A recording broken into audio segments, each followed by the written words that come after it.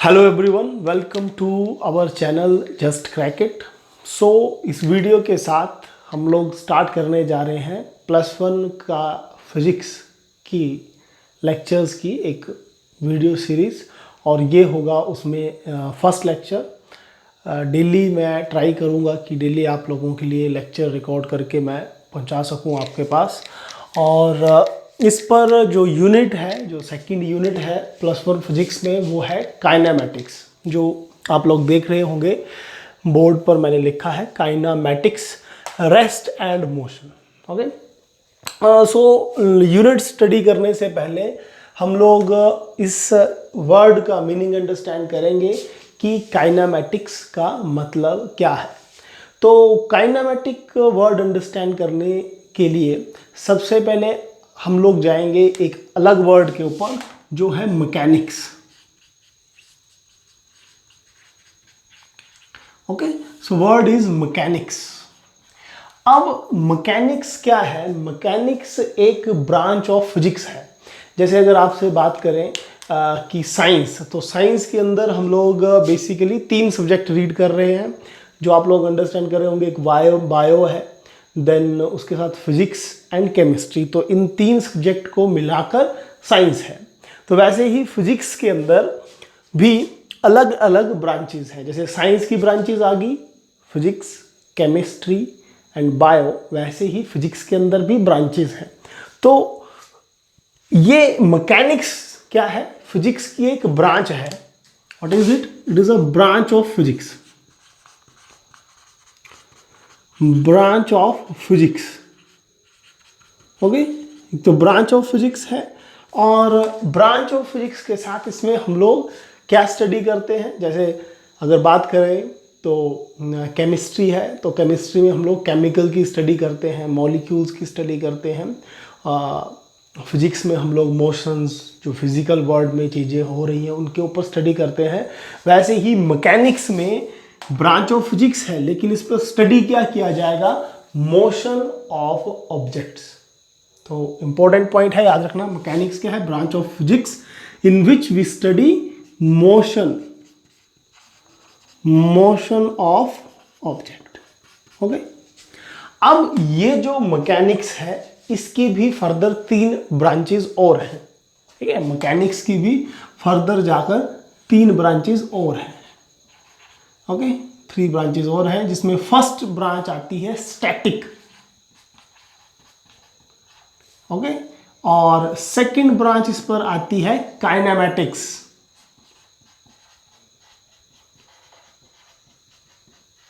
Okay, ये word kinematics.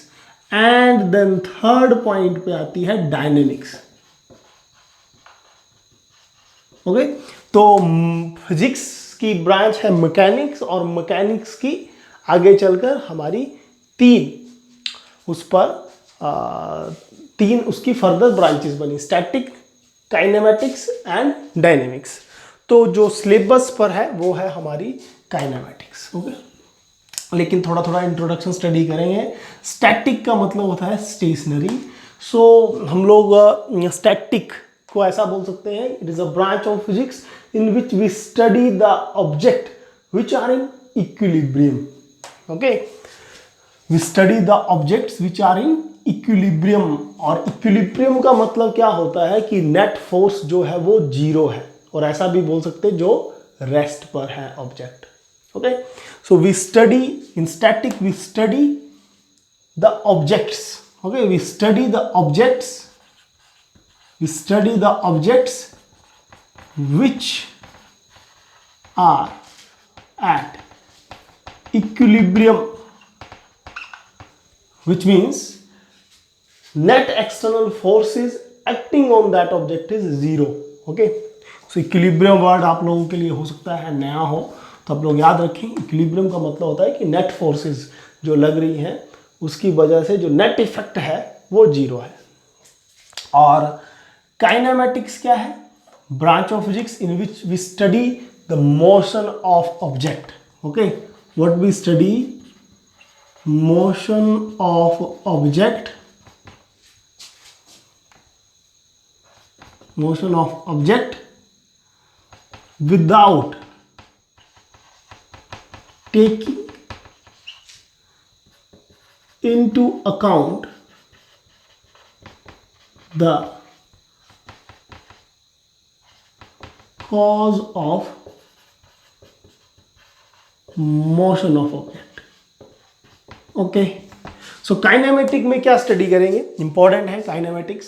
इसमें हम लोग स्टडी करेंगे मोशन ऑफ ऑब्जेक्ट्स, ठीक है। मोशन क्या होती है वो भी हम लोग अंडरस्टैंड करेंगे, लेकिन काइनेमेटिक्स पर हम लोग पढ़ने वाले हैं मोशन ऑफ ऑब्जेक्ट, किसी चीज का चलना, without taking into account the cause of the motion of the object. लेकिन काइनेमेटिक्स में हम लोग ये स्टडी नहीं करेंगे कि वो चीज मोशन में या वो ऑब्जेक्ट, वो वस्तु मोशन में क्यों आई है, उसको स्टडी नहीं किया जाएगा, बल्कि हम लोग स्टडी करेंगे सिर्फ और सिर्फ उसकी मोशन। सो काइनेमेटिक्स क्या है? It is a branch of physics in which we study the motion of object without taking into account the cause of motion of object. और डायनेमिक्स क्या है? देखिए डायनेमिक्स क्या है, डायनेमिक्स में भी हम लोग स्टडी करते हैं, स्टडी तो हम लोग क्या करते हैं, motion of object he study किया जाएगा, but taking into account, taking into account the cause of motion of object. Okay, the cause of motion of object. तो ये थी हम लोगों की बेसिक सी इंट्रोडक्शन, ठीक है जी, ये है हम लोगों की बिल्कुल बेसिक सी इंट्रोडक्शन। और बेसिक सी इंट्रोडक्शन, और इसी पर हम लोग आगे स्टडी करेंगे काइनेमेटिक्स को ही, कि काइनेमेटिक्स क्या है, क्योंकि मेन जो यूनिट है वो काइनेमेटिक्स है। सो फास्ट अगर बात करें, मैकेनिक्स ब्रांच ऑफ फिजिक्स है जिस पर हम लोग मोशन ऑफ ऑब्जेक्ट स्टडी करते हैं। 3 तरह की है ये, स्टैटिक, काइनेमेटिक्स, डायनेमिक्स। स्टैटिक का मतलब होता है रेस्ट, तो इसमें हम लोग वो ऑब्जेक्ट की स्टडी करेंगे जो इक्विलिब्रियम में होंगे, विच मीन्स एट रेस्ट होंगे। काइनेमेटिक्स हम लोग मोशन ऑफ ऑब्जेक्ट स्टडी करेंगे, लेकिन कॉज ऑफ मोशन स्टडी नहीं करेंगे। पॉइंट इंपॉर्टेंट है, याद रखिएगा। डायनेमिक्स में क्या होगा, मोशन ऑफ ऑब्जेक्ट स्टडी की जाएगी, ठीक है, मोशन ऑफ ऑब्जेक्ट स्टडी किया जाएगा, लेकिन साथ में cause of motion of object भी स्टडी करेंगे। लेकिन हम लोगों का सिलेबस में क्या है, काइनेमेटिक्स। तो नेक्स्ट 2 वर्ड जो इंपॉर्टेंट है वो है रेस्ट एंड मोशन। तो बात करते हैं मोशन की, ठीक है जी, व्हाट इज मोशन। सो एक डेफिनेशन अगर इसकी बात करें कि मोशन क्या है, तो object, an object is said to be in motion if it changes its position, if it changes its position with respect to surrounding, with respect to surrounding at time, okay, at time, okay। so motion word पर अगर आप लोग देखेंगे, अगर कोई वस्तु, okay, change its position with respect to surrounding, with time बोल सकते हैं, और एट टाइम, और with time, we can use with time, means change its position. Change its position मतलब कोई वस्तु, कोई भी ऑब्जेक्ट अगर अपना स्थान बदले, पोजीशन बदले, विच मीन्स अगर आप लोग मेरे को देख रहे होंगे तो आप लोग, अगर मैं चलता रहूं तो विच मीन्स मेरी पोजीशन चेंज हो रही है। तो अगर किसी भी चीज़ की, अगर कोई गाड़ी सड़क पर चल रही है तो व्हाट इट मीन्स कि उसकी पोजीशन बदल रही है। जैसे मार्कर है, अगर इसको मैं चलाऊं तो इसका मतलब क्या हुआ कि अपनी पोजीशन बदल रहा है। अगर ये पोजीशन बदल रहा है तो हम लोग क्या बोलेंगे, it is in motion with respect to surrounding. अब ये भी इंपॉर्टेंट टर्म आ जाती है कि सराउंडिंग के रिस्पेक्ट में, विद टाइम मतलब टाइम के साथ। अब विद रिस्पेक्ट टू सराउंडिंग का क्या मतलब हुआ, ये आप लोग अंडरस्टैंड करना। देखिए, सपोज करें ये अर्थ है, ठीक है, ये अर्थ है, और इस पॉइंट पर ये ऑब्जेक्ट है अर्थ पे 1, ओके, और ये मेरा ऑब्जेक्ट है 2, और ये मान लीजिए ग्रीन पेन से मैं मून बना दूं, ठीक है, ये है मून, ओके। अब ऑब्जेक्ट 1 क्या है? ऑब्जेक्ट 1, सपोज करें ये 1 और 2 कोई दोस्त हैं, ठीक है, तो 1 और 2 ये दोस्त हैं, दोनों एक ग्राउंड पर खड़े हैं, ठीक है, तो अपनी जगह पे एक फिक्स्ड पोजीशन पर खड़े हैं। अब आप लोगों ने विद टाइम वर्ड को देखना, आपने टाइम नोट किया कि 9 बजे, मॉर्निंग के 9 बजे ये और ये दोनों एक ही पोजीशन पे थे, और 9:10 तक आपने देखा कि ये दोनों एक ही पोजीशन पर हैं। अब अगर मैं इससे पूछूं, इसके लिए ऑब्जेक्ट 1 के लिए, कि क्या ये रेस्ट पे है, तो आंसर आएगा जी हाँ, इफ इसने अपनी it is not changing its position, तो दूसरा इसको बोलेगा कि इसने अपना पोजीशन पे कोई बदलाव नहीं किया, इसलिए ये रेस्ट पे है। कब? 9 से 9:10 के बीच में। लेकिन सराउंडिंग, देखो ना, सराउंडिंग वर्ड का मीनिंग क्या है?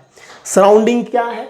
सराउंडिंग मैंने बोला 2 के लिए, क्योंकि इसके सराउंडिंग में 2 है। लेकिन सपोज करें कोई इसको मून से ऑब्जर्व करे, अगर इसी सिचुएशन को मॉर्निंग 9 बजे से 9:10 तक कोई मून से अगर ऑब्जर्व करे, तो 1 और 2 both will be in motion.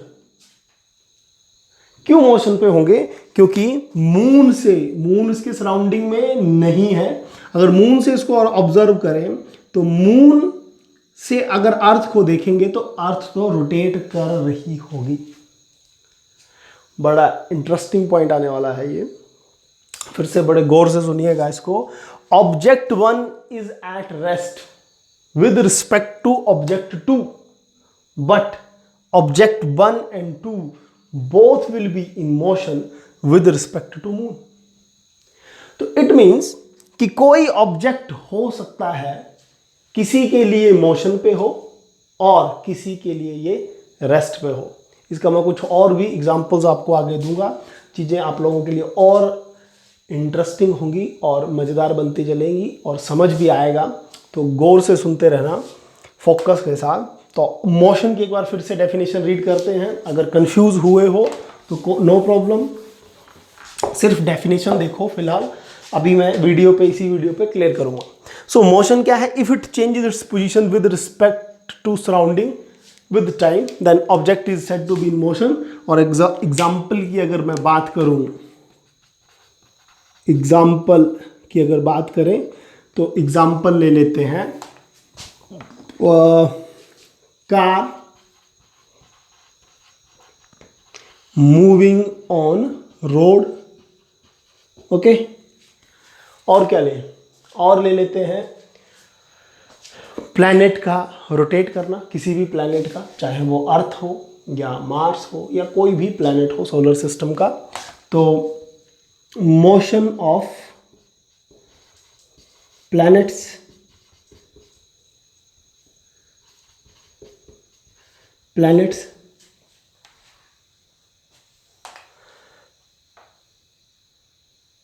Okay. और प्लैनेट में मोशन ऑफ अर्थ अगर ले लें तो और भी बढ़िया, क्योंकि अर्थ पर हम लोग रहते हैं। मोशन ऑफ अर्थ ले लेते हैं। और इसके अलावा भी आप लोग ढेर सारी मोशन वाली चीज़ें देखते हैं। तो अगर आपके माइंड में कोई एग्जाम्पल आ रहा है तो आप लोग ज़रूर कमेंट करें।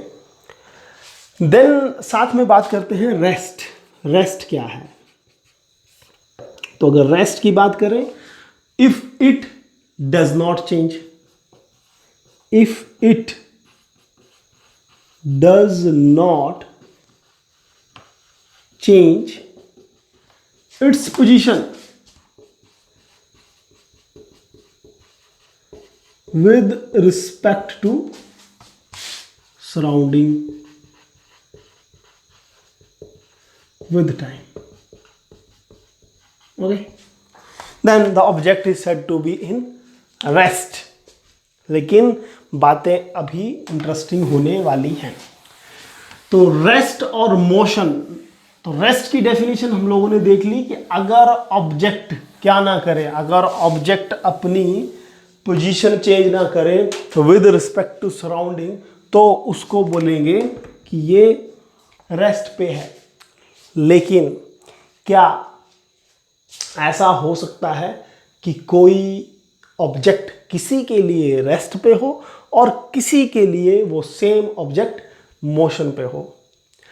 हाँ, ऐसा हो सकता है कि कोई ऑब्जेक्ट किसी एक के लिए वो बोले कि ये मोशन में है और दूसरा बोले ये रेस्ट पे है, और दोनों ही सही बोल रहे हैं।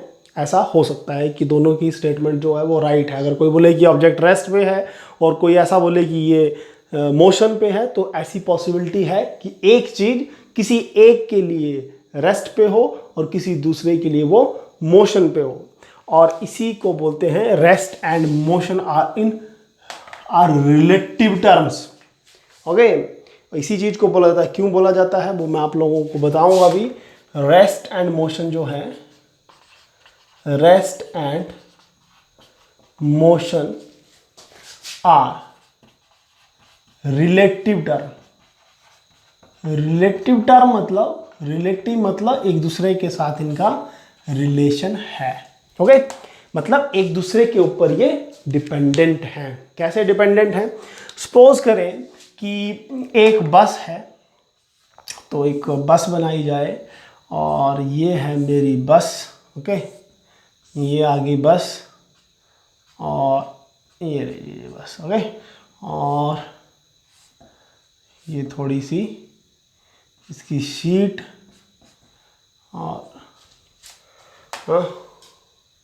और एक और ये टायर। एक सेकेंड है जी, ये लो जी बस। ठीक है, ये आ गई बस और ये है ड्राइवर इधर। ठीक है जी। तो सपोज करें इस बस के अंदर कुछ पैसेंजर्स बैठे हुए हैं और मान ले एक पैसेंजर इस पॉइंट पर बैठा है ए, और एक और पैसेंजर ले ले बी। ये दो पैसेंजर्स हैं ए और बी, और इसको हम लोग बोल सकते हैं ऑब्जेक्ट ए और ऑब्जेक्ट बी, और एक और ऑब्जेक्ट आउटसाइड मैं ले लेता हूं इस पॉइंट पर C. Okay, point C is another object. तो तीन ऑब्जेक्ट हैं ए बी सी।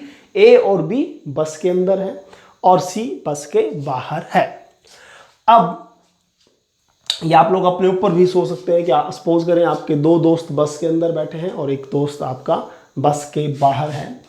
तो अगर बस जो है वो मोशन में है, okay, the bus is moving, बस जो है वो मूव कर रही है और सपोज करें 50 किलोमीटर पर आवर से मूव कर रही है। ओके, 50 किलोमीटर पर आवर इसकी स्पीड है। ओके, अब अगर ये पूछा जाए कि ऑब्जेक्ट ए और ऑब्जेक्ट बी, सपोज करें अगर ये पूछा जाए कि ऑब्जेक्ट ए क्या है, मोशन पे है या रेस्ट पे है। ठीक है, क्या पूछा जाए कि ऑब्जेक्ट ए क्या है? पैसेंजर है, कोई पैसेंजर है। Passenger A is in rest और इज इन मोशन, अगर ये पूछा जाए तो जो ये पैसेंजर बी है, ठीक है, जो पैसेंजर बी है वो बोलेगा कि ए इज एट रेस्ट। क्या बोलेगा वो? कि जी पैसेंजर ए तो रेस्ट पे है। क्यों रेस्ट पे है? क्योंकि if it does not change its position with respect to surrounding with time, क्योंकि बी बोलेगा कि ए अपनी पोजीशन नहीं बदल रहा है। ए जो है अपनी पोजीशन नहीं बदल रहा है विद टाइम और विद सराउंडिंग, सो इसलिए ये रेस्ट पे है। लेकिन सेम वे से अगर सी से पूछा जाए तो सी बोलेगा कि ये मोशन में है। देखिए सी के आंसर देगा कि passenger A is in motion, क्योंकि सी इस पॉइंट पे खड़ा है और ये बस तो मूव करेगी इस तरह से, और पैसेंजर ए भी अपनी पोजीशन बदलेगा। तो ऑब्जेक्ट जो है ए, ओके, ऑब्जेक्ट कौन सा? ए, अगर बात करें बी के अकॉर्डिंग तो रेस्ट पे, और सी के अकॉर्डिंग अगर बात करें तो वो है मोशन पे। तो जो मैं थोड़ी देर पहले आप लोगों को बोला था कि क्या ऐसा हो सकता है कि एक ऑब्जेक्ट किसी के लिए रेस्ट पे किसी के लिए मोशन पे आए, तो वो पॉसिबल है। डिपेंड करता है कि ऑब्जर्वर कौन है। ठीक है, तो रेस्ट और मोशन जो है वो सराउंडिंग के ऊपर डिपेंड करती है, और सराउंडिंग से मतलब है ऑब्जर्वर कौन है और पॉइंट ऑफ रेफरेंस क्या है। इसी टर्म को हम लोग बोल सकते हैं पॉइंट ऑफ रेफरेंस, मीन्स किस पॉइंट से उसको देखा जा रहा है। तो अगर सपोज करें आप लोग इस समय अपने अपने रूम पर बैठे हुए हैं, तो आप लोग क्या होंगे, आप लोग बोलेंगे कि आप अगर बिल्कुल स्टेशनरी पोजीशन पे हैं, बैठे हुए हैं बेड के ऊपर, चेयर के ऊपर, तो आप लोगों को लगेगा कि आप रेस्ट में हैं। सेम वे से अगर मैं भी अपने रूम पे खड़ा हूँ या बैठा हुआ हूँ, तो मैं अपने आप को बोलूँगा कि मैं रेस्ट पे हूँ। लेकिन रेस्ट पे किसके रिस्पेक्ट में? रेस्ट पे सिर्फ उन आदमियों के रिस्पेक्ट पे जो अर्थ में हैं। अगर कोई ऑब्जर्वर मून पे जाकर अगर ऑब्जर्व करे तो उसके लिए हम सब मोशन पे आएंगे, क्योंकि अर्थ जो है वो मूव कर रही है तो वो मोशन पे होगी। सो पॉइंट इंपॉर्टेंट ये है कि rest and motion are relative terms, which means कि रेस्ट और मोशन पॉइंट ऑफ रेफरेंस के ऊपर डिपेंड करता है। सपोज करें आप लोग एक ट्रेन के ऊपर मूव कर रहे हैं और ट्रेन में कई सारे पैसेंजर्स बैठे हुए हैं, तो जो ट्रीज़ हैं जो आप लोगों को प्लेटफॉर्म के दूसरी तरफ दिखेंगे, या ट्रेन चल रही है तो सराउंडिंग में दिखेंगे, वो सारे trees with respect to passengers वो मोशन में होंगे, और पैसेंजर्स भी ट्रीज़ के रिस्पेक्ट में मोशन में होगा, लेकिन पैसेंजर के रिस्पेक्ट में पैसेंजर रेस्ट पे होगा। तो विच मीन्स रेस्ट और मोशन क्या है, रिलेटिव टर्म्स हैं, और ऐसा पॉसिबल है कि किसी के लिए कोई ऑब्जेक्ट रेस्ट पे हो और किसी के लिए वो सेम ऑब्जेक्ट मोशन पे हो। तो ये था हम लोगों का रेस्ट और मोशन के ऊपर एक बेसिक सा डिस्कशन। और चलते चलते आप लोगों से मैं डिस्कस कर लूँगा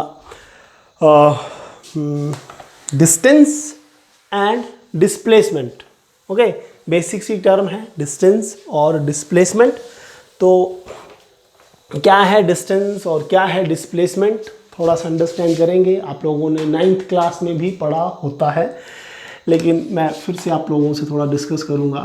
टर्म है distance and displacement. Okay, distance and displacement. Suppose करें एक कोऑर्डिनेट सिस्टम बनाएंगे। Coordinate system means X, Y और जेड एक्सिस। तो सपोज करें ये है मेरी axis, this is X axis, Y axis और Z axis.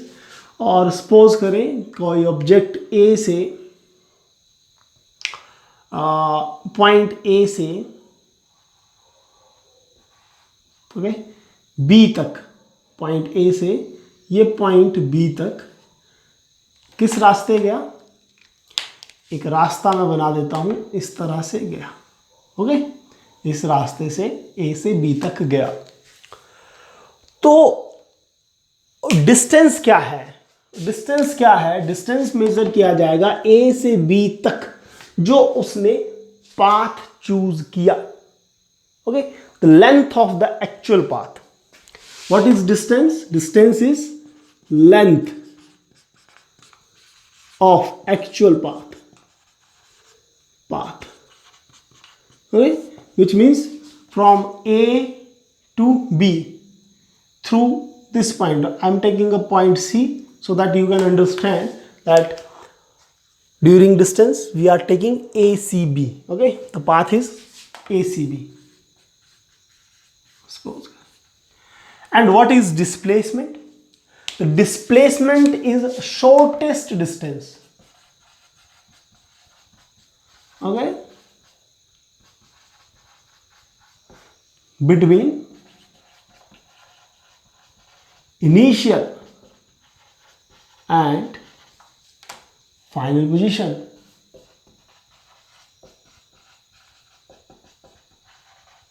Okay, so what is displacement? Displacement means shortest distance between initial and final position.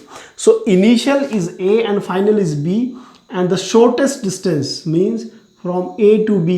shortest distance क्या होगा?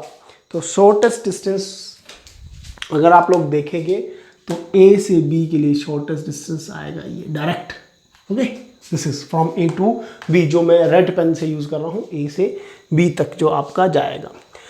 तो डिस्प्लेसमेंट और डिस्टेंस में डिफरेंस यही है कि जो डिस्प्लेसमेंट है वो शॉर्टेस्ट डिस्टेंस होता है initial and final. So initial is a, initially वो ए पे था जब मेरा टाइम 0 था, ओके, और जब कुछ टाइम हुआ तो वो बी पॉइंट पे चला गया, तो फाइनल पोजीशन मेरी बी हुई। तो shortest distance between initial and final positions. और जो मूव करेंगे हम लोग वो हमेशा इनिशियल से फाइनल की तरफ जाएंगे। ये बात आप लोग माइंड पे रखना कि मोशन कैसी होगी, ए से बी की तरफ, इनिशियल से फाइनल की तरफ ही होगी। तो आप लोग देख रहे होंगे कि डिस्प्लेसमेंट की डायरेक्शन है, displacement have direction. Okay, important point, displacement have direction, इसके पास डायरेक्शन होती है और डिस्टेंस के पास डायरेक्शन नहीं होगी, no direction. Okay, no direction. Okay, so अगर इसके पास डायरेक्शन है, अगर डायरेक्शन हुई तो जिसके पास डायरेक्शन होती है उसको हम लोग बोलते हैं वेक्टर। ओके, डायरेक्शन तो होगी डिस्प्लेसमेंट के साथ पास, और मैग्नीट्यूड भी होगा। Okay, no direction but have direct magnitude. Magnitude, so अगर मैग्नीट्यूड का मतलब क्या है, सपोज करें ए से बी तक जब वो मूव किया तो वो 10 किलोमीटर मूव किया, सपोज करें, तो ये 10 जो है that is magnitude. Okay, and kilometre is unit. So displacement के पास क्या है, डायरेक्शन तो है, this is direction. Okay, and magnitude भी होगा, और इसके पास सिर्फ डायरेक्शन नहीं होगी, सिर्फ मैग्नीट्यूड होगा। तो अगर डिस्प्लेसमेंट के पास डायरेक्शन है so it will be a vector quantity. Okay, जिसके पास डायरेक्शन होती है वो वेक्टर क्वांटिटी होता है, वेक्टर क्वांटिटी। ओके, और ये कौन सी quantity, it is a scalar quantity. Okay, unit की अगर मैं बात करूं तो डिस्टेंस भी, जो डिस्टेंस की यूनिट है वो भी मीटर है। ओके, मीटर और सेंटीमीटर, मीटर एसआई सिस्टम में मीटर, सीजीएस में सेंटीमीटर, और डिस्प्लेसमेंट की भी यूनिट की अगर बात करें तो मीटर ही है। तो both have same units, SI system में, सीजीएस में अगर बात करें तो सेंटीमीटर है। ओके, तो ये था हम लोगों का बेसिक सा डिस्कशन काइनेमेटिक के ऊपर, जो हम लोगों ने स्टडी किया है पूरे इस वीडियो पे। वो था मैकेनिक्स क्या है, उसकी types, rest, motion, distance and displacement. I hope आप लोगों को लेक्चर अच्छे से समझ आया होगा। अगर फिर भी किसी स्टूडेंट को समझ ना आए तो वीडियो आप लोग बार बार देखें, आप लोगों को ज़रूर समझ आएगा। और किसी के माइंड में कोई पर्टिकुलर कन्फ्यूज़न है तो आप लोग कमेंट जरूर करें, I will try to reply. Thank you, wishing you all good luck. Thank you so much.